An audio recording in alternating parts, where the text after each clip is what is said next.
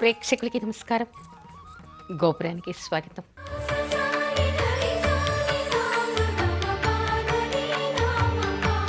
ఈరోజు గోపురంలో సాంప్రదాయాలు చెప్పుకుని ముందుగా అర్చనలో కాశీ అన్నపూర్ణని స్మరించుకుందాం.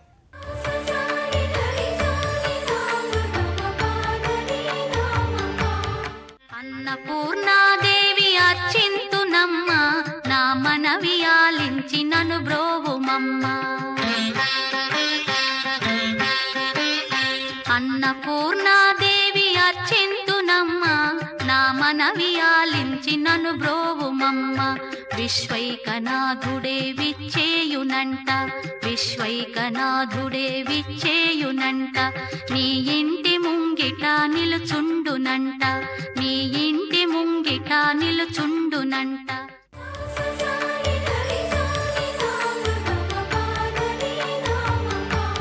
కాశీకి వెళితే ఎన్ని రోజులు ఉండాలి?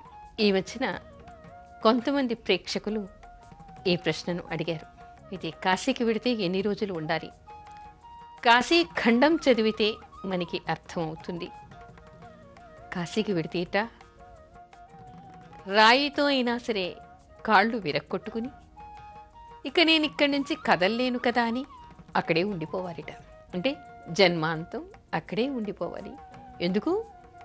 కాశీన్ మరణాన్ ముక్తి, కాశీలో మరణిస్తే ముక్తి లభిస్తుంది, మరుజన్మ ఉండదు. సాక్షాత్తు కాశీ విశ్వేశ్వరుడి చనిపోయేటువంటి ఆఖరి క్షణాల్లో దగ్గరికి వచ్చి చెవిలో తారక మంత్రాన్ని ఉపదేశిస్తాయట. ఇలాంటి చిత్రపటాలు మనకి కాశీ విశ్వేశ్వరాలయంలో కనిపిస్తాయి. పాలరాతి పలకల మీద ఆ చిత్రాలన్నీ మనకి అద్భుతంగా కనిపిస్తాయి. మణికణికలో ఎవరికి అంత్యక్రియలు చేస్తే తప్పనిసరిగా వాళ్ళందరికీ ముక్తి లభిస్తుందిట. అంతేకాదు విశ్వేశ్వరుడు సాక్షాత్తు అక్కడికి వచ్చి వాళ్ళ చెవిలో తారక మంత్రాన్ని ఉపదేశిస్తట. ఈ విషయాన్ని ఒకప్పుడు ఆదిశంకరుల వారు ఆయన అక్కడికి వెళ్ళి మణికణిక దగ్గర స్నానం చేసి ధ్యానంలో కూర్చున్నట్ట. ధ్యానంలో కూర్చుంటే చనిపోయినటువంటి వ్యక్తికి చెవిలో తారక మంత్రాన్ని ఉపదేశిస్తున్నటువంటి కాశీ విశ్వేశ్వరుణ్ణి ఆయన దర్శించట, కనులారా చూసట. ఆహా, ఎంతటి అద్భుతం అనుకున్నారు ఆదిశంకరుల వారు. అంటే అక్కడ మనకి కాశీఖండం కానీ చెప్పేటువంటి విషయం కానీ, ఇలా దృష్టాంతరాలు తెలిసినటువంటి వాళ్ళు కానీ చెప్పేటువంటి విషయం ఏంటంటే, అక్కడ మరణించినటువంటి వాళ్ళకి, అక్కడ అంత్యక్రియలు జరిగినటువంటి వాళ్ళకి విశ్వేశ్వరుడు వాళ్ళకి చెవిలో తారక మంత్రాన్ని ఉపదేశిస్తాడు. మరొక విశేషం ఏమిటంటే, రాత్రిపూట ఆయనకి ఆఖరిగా చేసేటువంటి పూజలో అక్కడే కాలుతున్నటువంటి సెవంది వేడివేడిగా ఉన్నటువంటి చితాభస్మాన్ని తెచ్చి ఆయనకి అలంకరిస్తారుట. అలా ఎవరి చితాభస్మం ఆ విశ్వేశ్వరుడికి అందుతుందో వాళ్ళకి మరో జన్మ ఉంటుందా? ముక్తి కదా లభిస్తుంది. అందుకని కాశీకి వెడితే మళ్ళీ రాకూడదు, అక్కడే ఉండిపోవాలి అని నిశ్చయించుకుంటూ ఉంటారు చాలామంది. ఆ తర్వాత ఏమిటంటే, ఎవరైనా పూర్వకాలం ఏమిటంటే కాలినడకన వెళ్ళేవాళ్ళు కాబట్టి కాశీకి వెళితే మళ్ళీ రారు, కాశీకి వెళ్ళినా మరణం వచ్చినట్టే అనేటువంటిది మాట మాట్లాడుకుంటూ ఉండేవాళ్ళు. కాలినడకన వెళ్ళి తిరిగి రాలేరు అని అక్కడ అర్థం కాదు, రాకూడదు, అక్కడే మరణించాలి అని తపించిపోతూ ఉంటారు. అసలు ఏమిటంటే, ఎవరైనా పెళ్ళిటికి పేరెంటాలకి పిలిస్తే కూడా కాశీ వదిలి రావటానికి ఇష్టపడరు. ఎందుకంటే పొరపాటున కాశీ నుంచి బయటికి వస్తే అక్కడ మరణిస్తే ఎలా? ముక్తి లభించదు కదా. ఇన్ని రోజులు చేసినటువంటి సాధన కాస్త పోతుంది. అందుకని మేము గిరిగూసుకుని అక్కడేమంటారంటే క్షేత్ర సన్యాసం తీసుకోవడం అంటారు.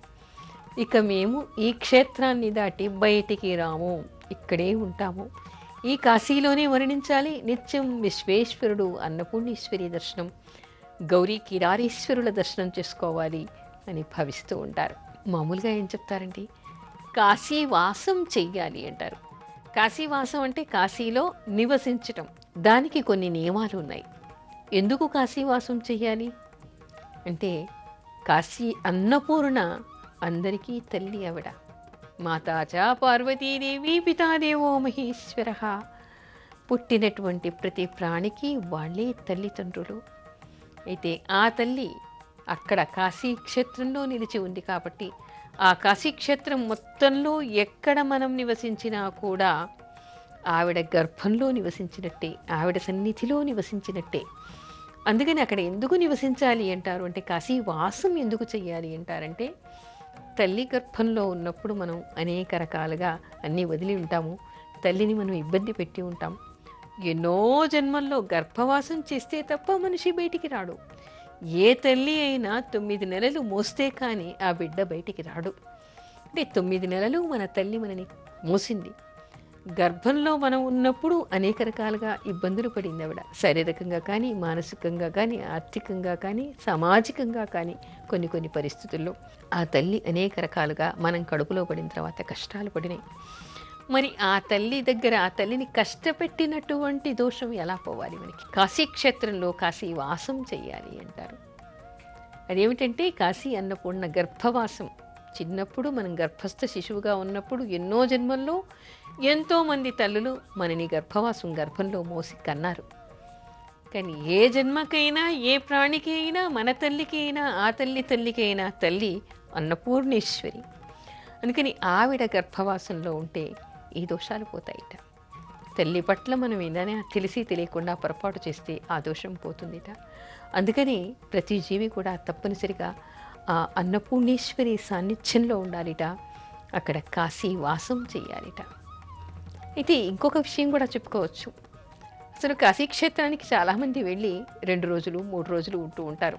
సెలవు లేదండి, విశ్వేశ్వరుని దర్శించుకుని వచ్చామండి అంటూ ఉంటారు. అసలు కాశీక్షేత్రంలో చూడవలసినవి ఎన్ని? 1 సంవత్సర కాలం వాసం చేసేవాళ్ళు కూడా మొత్తాన్ని చూడగలిగేటువంటి అవకాశం లేదు. అంత పెద్దది కాశీవాసం. అన్నీ చూడతగినవి అక్కడ ఉన్నాయి. కాశీవాసం చేసే వాళ్ళకి నియమం ఏమిటి అంటే, వరుణ అసి మధ్యలో ఉండేటువంటిది కాశీక్షేత్రం. వారణాసి అంటారు. అంటే గంగా నదికి 64 ఘాట్లు ఉంటాయి. దానిలో అసి వరుణ మధ్యలో ఉండేటువంటి క్షేత్రాన్ని వారణాసి కాశీక్షేత్రం అత్యంత పవిత్రమైనటువంటి క్షేత్రంగా దాన్ని ఆ పరిధిలో ఉండేటువంటి ప్రదేశాన్ని చెప్తారు.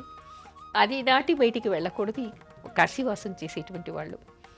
ఏకభుక్తం చేయటం, అక్కడ నియమాలు కూడా ఏమిటంటే, కాశీవాసం చేసేటువంటి వాళ్ళు దంపతులైనా వెళ్ళొచ్చు, బ్రహ్మచారులైనా వెళ్ళొచ్చు, సన్యాసులైనా వెళ్ళొచ్చు, పూర్వ సువాసినులు అంటే భర్త చనిపోయిన వాళ్ళైనా వెళ్ళొచ్చు, పెళ్ళి కాని వాళ్ళు వెళ్ళొచ్చు. ఎవరైనా సర్వజనులు, అన్ని వర్గాల వాళ్ళు అక్కడ కాశీవాసం చేయటానికి అర్హులే. అయితే కాశీవాసం చేస్తున్నప్పుడు ఏకభుక్తం చెయ్యాలి. కాశీక్షేత్రంలో దంపతులు వెళ్తే బ్రహ్మచర్యంగానే ఉండాలి. నిత్యము గంగా స్నానం చేయాలి. విశ్వేశ్వర దర్శనం చేసుకోవాలి.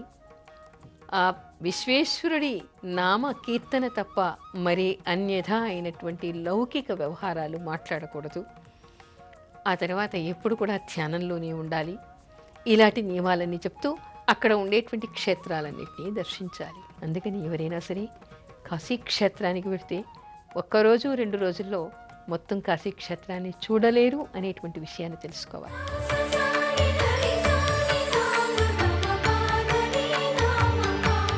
తల్లి రుణం తీర్చుకోగలమా? ఎవరికైనా, అసలు భారతదేశంలోనే కాదు, సర్వ ప్రాణికోటికి కూడా తల్లి లేక జీవనం లేదు. అంటే జీవితం రాదు మనకి. ఏ ప్రాణికి కూడా ఒక తల్లి అంటూ లేకుండా ఆ జీవితం రాదు. అది క్రిమికీటకాలు కావచ్చు, పశుపక్షాదులు కావచ్చు, మానవుడు కావచ్చు, ఎవరికైనా సరే విజ్ఞత ఉన్నటువంటిది, విజ్ఞానం, వివేకం ఉన్నటువంటి వాడు మానవుడు మాత్రమే. ఆ మానవుడు ఈ రోజుల్లో తల్లి పట్ల ఏ విధంగా ప్రవర్తిస్తున్నాడు? అనేక రకాల మోసాలు, దోషాలు, తల్లి అంటే ఏలాంటి గౌరవం లేకపోవడం, భక్తి భావన లేకపోవడం, మోసంతో ఆస్తి రాయించుకోవడం, వృద్ధులైన తర్వాత వృద్ధాశ్రమంలో చేర్పించటం, వాళ్ళు అన్నం తింటున్నారా, బట్ట కడుతున్నారా అనేటువంటి వివేకం లేకపోవడం, వృద్ధులైన వాళ్ళ చేత చాకిరీ చేయించుకోవడం. అసలు చెప్తూ పోతే కోకొల్లలుగా ఒక్కొక్క మనిషి గురించి చెప్తే ఎన్నో రకాలుగా మనం కథనాలు చెప్పుకోవచ్చు. అవన్నీ పక్కన పెడితే అసలు తల్లి రుణం మనం ఏమి చేసినా కూడా తీర్చుకోగలమా? ఆస్తులు ఇవ్వకపోవచ్చు, అంతస్తులు ఇవ్వకపోవచ్చు, కానీ ఈ జన్మను ఇచ్చినటువంటిది తల్లి. ఈ జన్మ, అసలు ఈ భూమి మీదకి మనం వచ్చాము, ఇవాళ ఈ స్థితిలో మనం ఉన్నామంటే తల్లి లేక మనకి జీవితం లేదు కదా. అందుకే మనకి శాస్త్రం ఏం చెప్తోంది అంటే, నా గాయత్రి పరం మంత్రం నా మాతు ప్రదైవతం అని. గాయత్రి మంత్రానికి మించినటువంటి మంత్రం లేదు, తల్లికి మించినటువంటి దేవత లేదు, పరదేవత లేదుట. యాదేవీ సర్వభూతేషు మాతృరూపేణ సంస్థిత నమస్తస్సే నమస్తస్సే నమస్తస్సే నమో నమః అని ఆ పరదేవత ప్రతి ప్రాణిలో కూడా మాతృతత్వం కలిగి వాళ్ళలో ఉంటుందిట. ఎవరైనా ఏదైనా బిడ్డని, స్త్రీ కానీ పురుషుడు కానీ, ఇక్కడ తత్వం మాత్రమే అక్కున చేర్చుకుంటున్నాడు, ప్రేమతో దగ్గర చేరుస్తున్నాడు అంటే తనలో ఉండేటువంటి ఆ పరదేవత మాతృతత్వం వల్ల మాత్రమే చేస్తూ ఉన్నాడు. మరి అలాంటి తల్లి రుణం మనం తీర్చుకోగలమా? ఏం చేసి మాతృ రుణం తీర్చుకోవాలి? అసలు ఏమి చేసి అయినా మాతృ రుణం మనం తీర్చుకోగలమా? దీనికి మనకి కాశీక్షేత్రంలో ప్రత్యక్ష సాక్ష్యంగా ఒక దేవాలయం కనపడుతుంది. మణికర్ణికా ఘాట్. మణికర్ణిక అంటే మణికర్ణికేశ్వరుడి దేవాలయం అక్కడ ఉంది. నిత్యం మధ్యాహ్నం 12 గంటల వేళ విశ్వేశ్వరుడు అక్కడికి వచ్చి గంగా స్నానం చేస్తాడట. అందుకని ఏం చెప్తారంటే ఎవరైనా సరే కాశీక్షేత్రానికి వెడితే మణికర్ణికలో మాత్రం మధ్యాహ్నం 12 గంటలకి స్నానం చేయాలి అంటారు. అయితే ఆ మణికర్ణికా ఘాట్ దగ్గర ఒక వ్యక్తి తన తల్లిని అడిగేట, నీ రుణం తీర్చుకోవడానికి నేనేం చెయ్యాలి అని. తల్లి అంటే అత్యంత భక్తి భావన అతనికి.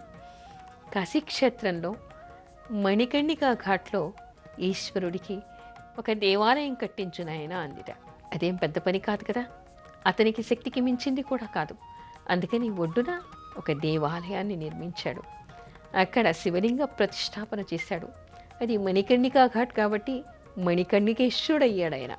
అక్కడికి వచ్చిన వాళ్ళందరూ కూడా ఆ మణికర్ణికేశ్వరుని దర్శించుకోవాలి, అభిషేకించాలి అని చెప్తారు. ఆ తర్వాత తల్లిని తీసుకొచ్చట. అమ్మ, నీ కోరిక నెరవేర్చాను చూడు అన్నట్ట. ఆవిడ నవ్వింది. అమ్మ, ఇక నా తల్లి రుణం తీరినట్టేనా అన్నట్ట. ఆవిడ కొడుకు వైపు కిందికి పైకి ఒకసారి చూసిందిట. చూసి ఒక శుష్కహాసం చేసిందిట. చేసిన తర్వాత రేపు ఉదయం వచ్చి ఈ దేవాలయాన్ని మరొక్కసారి చూసి నా రుణం తీరిందో లేదో నువ్వే చెప్పు అందిట. మరునాడు ఉదయం మణికర్ణికా ఘాటికి వెళ్ళాడు. దేవాలయం కుంగిపోయి ఒక పక్కకు ఒరిగింది.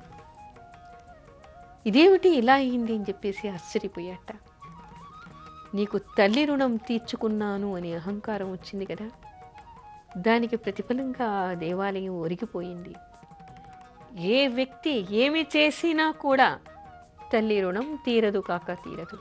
తల్లి రుణం నేను తీర్చుకున్నాను అని ఎవరైనా అనుకుంటే అది అపోహ, దోషము, పాపము కూడా. అందుకని ఎవరు నేను తల్లి రుణం తీర్చుకున్నాను అనడానికి వీల్లేదు. మన జీవితాన్ని ధారపోసిన, మన చర్మంతో చెప్పులు కుట్టించి ఇచ్చిన, మనం ఏమి చేసినా తల్లి రుణం మాత్రం తీరదు అని అక్కడ మనకి ఆ దేవాలయం చూసిన తర్వాత కళ్ళకి నీళ్లు వస్తాయి. ఆ విషయం మనకి అర్థమవుతుంది. అందుకని మాతృశాపానికి గురి అయ్యారో ఇక వాళ్ళు ఎన్నో జన్మలు కష్టపడాల్సినటువంటి అవసరం ఏర్పడుతుంది. అసలు మానవ జన్మే రాదుట, క్రిమికీటకాలుగా అనేక జన్మలు బాధపడాల్సి వస్తుందిట, నరక యాతనలు వాళ్ళు పడాల్సి వస్తుందిట. సరి, అజ్ఞానంతో కానీ, తెలిసి కానీ, తెలియక కానీ, మోహంతో కానీ, మదంతో, మాశ్చర్యంతో, దుర్గుణాల వలన కానీ, దుర్మార్గం వలన కానీ చాలామంది తల్లి పట్ల పొరపాట్లు చేసి ఉండొచ్చు. ఏదైనా ఒక క్షణంలో ఎప్పుడైనా నేను పొరపాటు చేశాను, నేను తప్పు చేశాను అనేటువంటి భావన కలిగినప్పుడు వాళ్ళు ఏం చెయ్యాలి?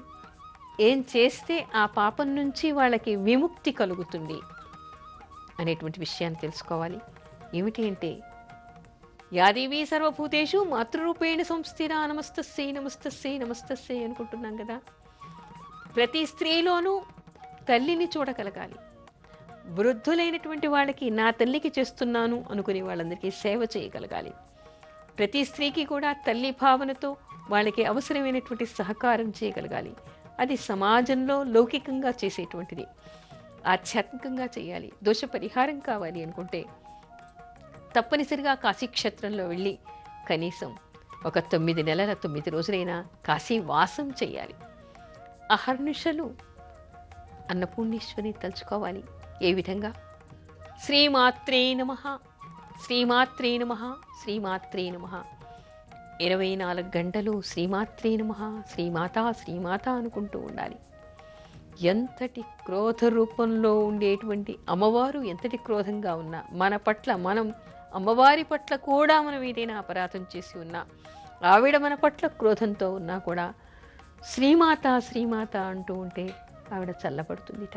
ఎందుకంటే అది మాతృహృదయం కాబట్టి. అందుకని ప్రతి వాళ్ళు ఏం చేయాలి? లలితా సహస్రనామంలోని మొదటి నామం శ్రీమాత. శ్రీమాత్రే నమః, శ్రీమాత్రే నమః, ఓం శ్రీమాత్రే నమః. లేదా బీజాక్షరాలు చదవగలిగినటువంటి ఉపాసనలు ఉన్నవాళ్ళైతే ఓం ఐం హ్రీం శ్రీం శ్రీమాత్రే నమః. అందరూ సర్వజనులు అనుకోవలసింది శ్రీమాత్రే నమః, శ్రీమాత్రే నమః, శ్రీమాత్రే నమః అని అహర్నిశలు జపిస్తూ ఉండాలి. జపిస్తే అమ్మవారి పట్ల కానీ, అమ్మ పట్ల కానీ, ఏ జన్మలో కానీ, పూర్వజన్మల్లో కానీ మనం ఏదైనా దోషం చేసి ఉంటే, తల్లి శాపానికి కోపానికి గురి అయి ఉంటే వాటి నుంచి విముక్తి లభిస్తుంది అనేటువంటి విషయం మనకి ఆధ్యాత్మిక గ్రంథాలు చెప్తూ ఉన్నాయి. ఇప్పుడు అర్చనలో కొన్ని భక్తి గీతాలు.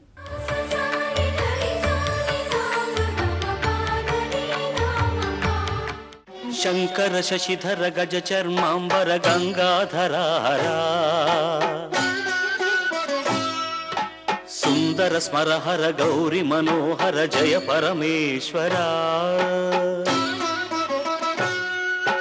శంకర శశిధర గజ చర్మాంబర గంగాధరారా, సుందర స్మరహర గౌరి మనోహర జయ పరమేశ్వరా. జయ జయ శంకర జయ విశ్వేశ్వర, జయ జయ శంకర జయ విశ్వేశ్వర.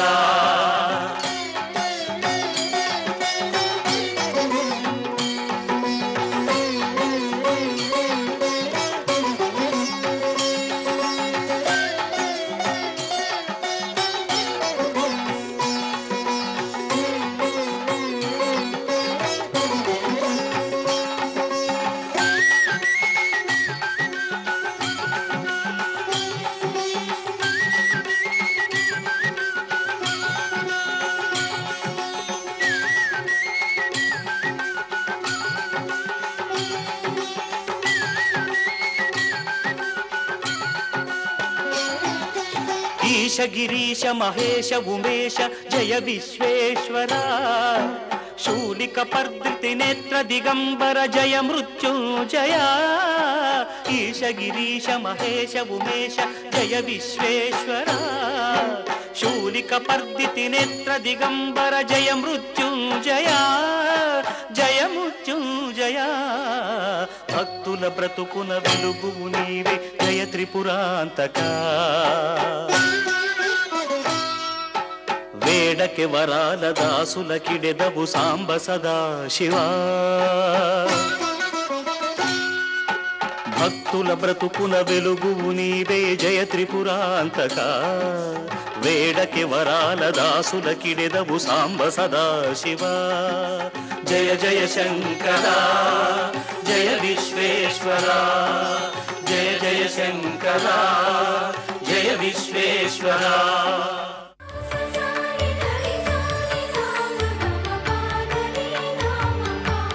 గోపురంపై మీ అమూల్యమైన సలహాలు మాకు తెలపండి.